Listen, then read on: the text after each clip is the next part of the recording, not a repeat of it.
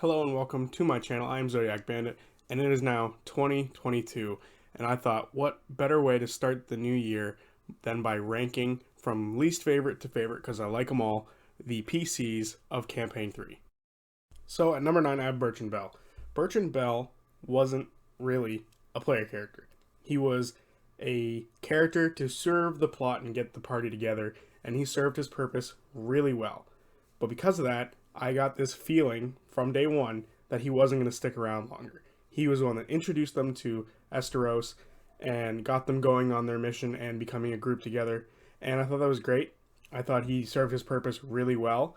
And we were starting to get stuff about his character because Travis didn't know how long he was going to be there for, but he knew he would eventually die. So planting small seeds of stuff that we got for his character. And then he died. And he wasn't there very long. 3 episodes, and then he's gone. Which, is fine. He was a perfectly serviceable character. We got nuggets of his character about wanting to do better than what he did before, wanting to redeem himself, and make a better group than what he was a part of. And he started to do that, and hopefully throughout this campaign, he proves that what he did, what he died for, was worthwhile. But because he was a NPC PC sort of character, I felt no attachment to him.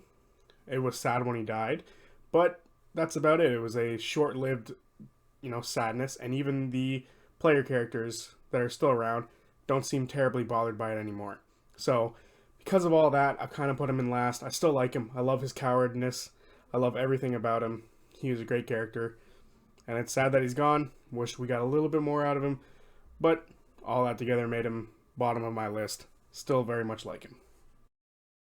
At number 8, I have Aurum, and unfortunately for Aurum, he was created to be a character who kind of was a yes man sort of deal. He didn't want to make very big decisions. He didn't want to be the person to lead the group. This was something that Liam said in the EXU wrap-up, I believe, and yeah, I got that sense from him in EXU, and he's still very much like that now, where he kind of doesn't make many plans. He kind of goes along with what other people say, and because of that, I haven't really got a true sense of identity from him yet, but he is extremely fun to watch in combat.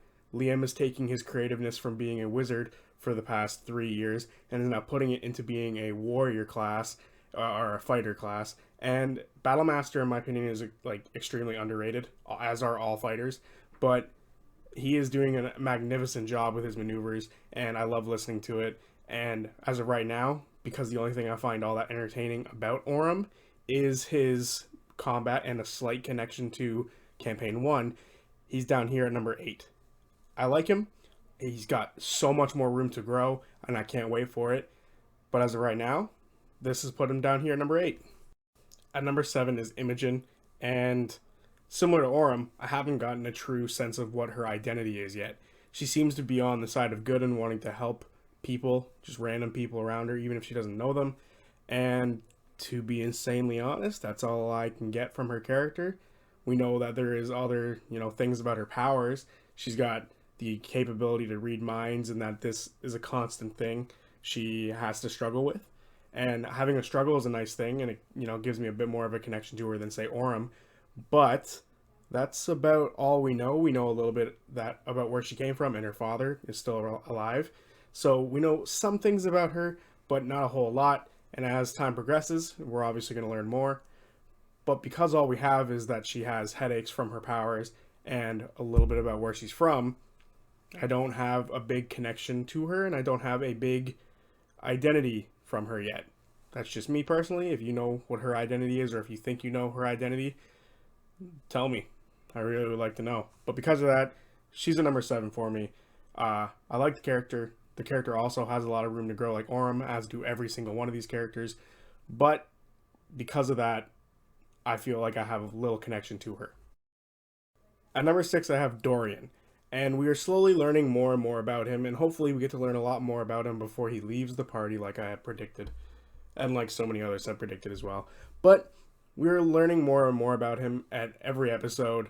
Unlike characters like Aurum and Imogen, I feel like we're getting we're getting lots of information about him slowly, and it's nice. We've had all of EXU, and now we've got 8 episodes of Campaign 3, So we've learned quite a bit about him. He is a noble or some sort of lord of the Silken Squall. He has siblings. It seems Cyrus is not the only sibling, and he and his brother are directly in line for the throne of the Silken Squall.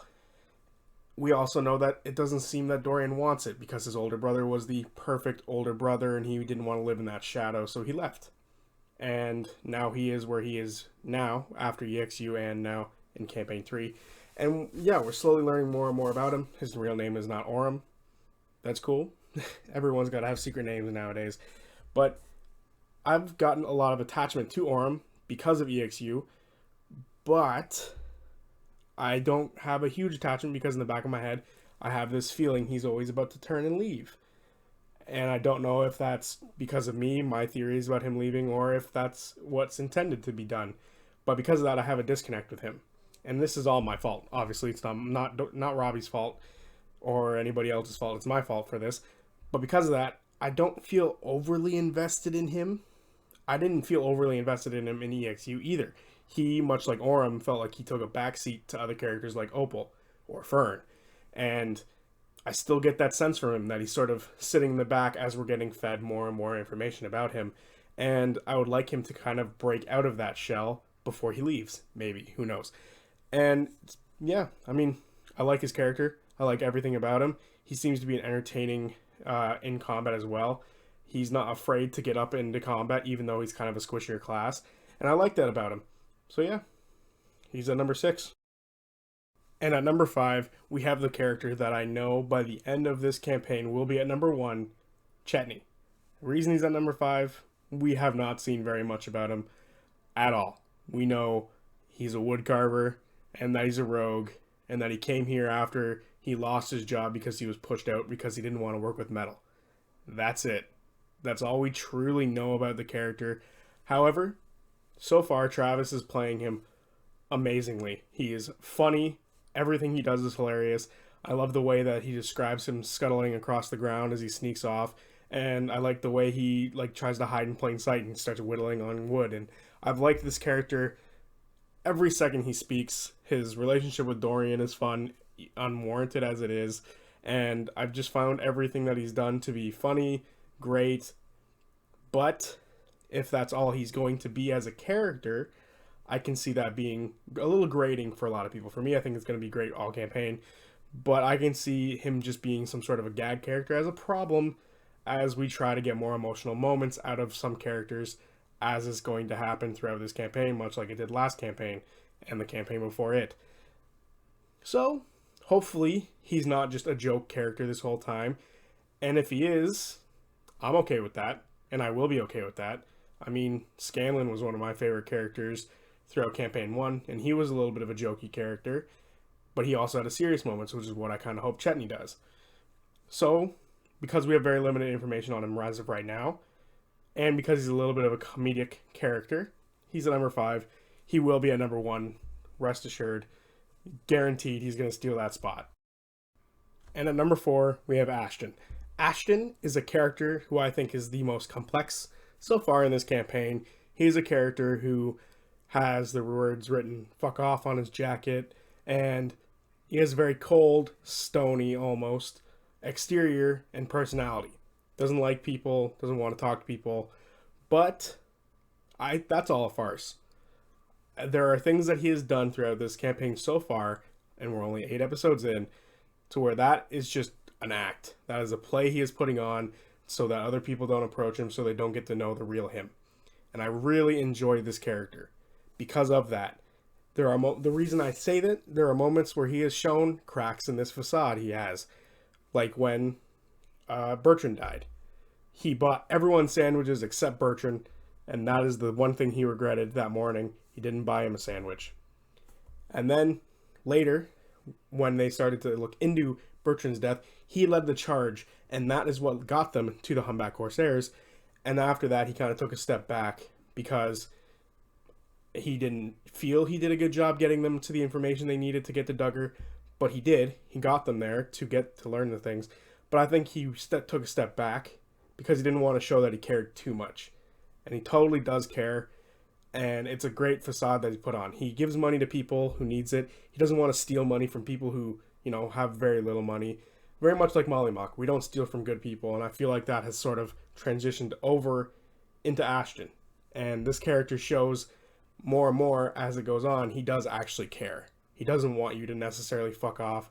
He just doesn't want you to come at him too quick, sort of thing, is what I've kind of gathered from him. And I've really enjoyed the character, and I'm looking forward to how he progresses and how more cracks begin to show up in his little, stone skin. And I'm very excited for it. I think Taliesin is doing an excellent job with his character. At number 3, we have Fern. She was my favorite character in EXU, so it is no surprise that she is now my favorite of the EXU characters in Campaign 3, and she is super high up on the list because she is pure chaos. And I think EXU is a little bit of a cheat code for Fern.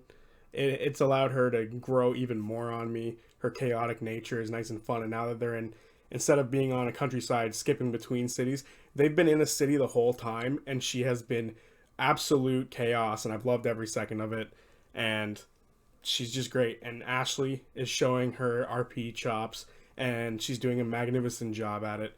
I love every second of her, and it's giving me Mighty Nine vibes because they were also very chaotic. She would fit in perfectly in that group, and I miss the Mighty Nine, so maybe that's a little bit of my reasoning for why she's so high up. And we've learning more and more about her, like why she's stealing shit, because she wants to keep memories of her travels, and I think that's brilliant. I really do like the small things about Fern as we continue going on. And best part is we've had less and less Mister, which is nice. He was my least favorite part of EXU, which is crazy because Fern was my favorite part. So yeah, I think so far they are executing Fern so good, and they're executing Mister perfectly. So far, Fern, she's amazing to me. I can't wait for more chaos. She's number 3. Number 2 is FCG, the walking thermos, and he's awesome. I like him. He's got cool layers to him. He doesn't really know much about his past. He doesn't know what killed his family. He doesn't dream, which is very sad. He doesn't have feelings, or does he? Maybe he just doesn't know how to deal with those feelings. And I love all of that. He's got very much an Iron Giant sort of feel to him. He wants to be helpful. He wants to make sure everyone's okay. He is a cleric through and through, and I love him so much. And Sam is doing an excellent job at him. I love that we can, he's almost like a surrogate character for us so we can learn more about the world because he's only been around for 2 years. And when we get to see him interact with people, we get to learn that. I loved his interaction with the automaton working the lifts from one spire to the next. That was great. They went up to him, talked to him for a minute, realized that this one wasn't the same as FCG, and it was perfect. I thought, he kind of handled that as if he had no feelings really well. And, I really like this character. I think he has so much explorability in his character, as do all of these characters. But I see a ton of potential in FCG and potential automatons from later on, running into this creator maybe if she's still alive. And I think the character is great. I really do like this character. And he's very comedic and funny. The thermos thing is hilarious. And, he's got sad moments too, like the whole dream thing. Do you dream? He tried to dream that night, nothing came to it. That's kind of sad in its own way. Because he wants to know what it feels like to dream. Maybe he just wants to know what it feels like to feel. So I really like the character. He's been a lot of fun. And of course, it's given us the jerry can that is now the new shirt or the new flask. And I love it. He's a great character. Nothing bad to say about him. Last but not least, number 1, Ladna. I love this character. She is fantastic. She's amazing. Everything about what she does on the side when she's not in the conversation, but she's looking between people. Everything with her while she's in a conversation. The way people react to her. She takes a step back. I take a step forward. She takes a step back. I step forward. That stuff is gold. I love it when players do stuff like that. I love it when DMs know how to interact with characters like that. And the whole idea is just so good. And we now have another tie to Campaign 1 with her patron seeming to be Delilah Briarwood. And I love that. I love connections for characters like that. And she has a huge connection to Whitestone and the Derolos. And Pate, his last name is Derolo. I think that's hilarious. And Pate, everything to do with him is great, and how he's, just there. I love Pate. And Ladna has been interacting with the other players in such magical ways, and I love every second of it. And her connection with Imogen is part of the reason why Imogen's not last on my list, if I'm being totally honest, because they bounce off each other really well. And that boosts Imogen up. And then Ladna boosts up because of it as well. And I really like all of her interactions with everyone, every PC, every NPC, everything she's interacted with has been amazing. Marisha is gold as a player, as her role playing, and just to toot Marisha's horn a little bit, her notes are fantastic. Go look up her notes from campaign 2 if you haven't. They're awesome, and I hope Ladna's are just as insane. But everything that Marisha's done with Ladna, everything that Ladna is, I love the character so far. She has stiff competition coming up, and I don't know what else to say about Ladna. She's awesome. I love her. She's great. She can fit in any of my favorite, movies. She can fit in Nightmare Before Christmas perfectly. I love her. She's great. Simple as that. So there you have it. My rankings for the PCs in Campaign 3 as of Episode 8. Episode 9 comes out this week. So excited to get back in the swing of things. I've been sick. I literally caught COVID. It sucked. So, yeah. I'm still kind of experiencing a little bit. This is the first time I've ever had it. It's this new Omicron, whatever it is. And, yeah, that's why I had no videos last week. So, thanks for sticking around. Thanks for subscribing if you have. If you're new, make sure you hit that subscribe button and the bell. Peace out. See you guys Friday when I recap episode 9. Episode 9, because of course, COVID's got to kick in right there and my throat's messed up. Peace out.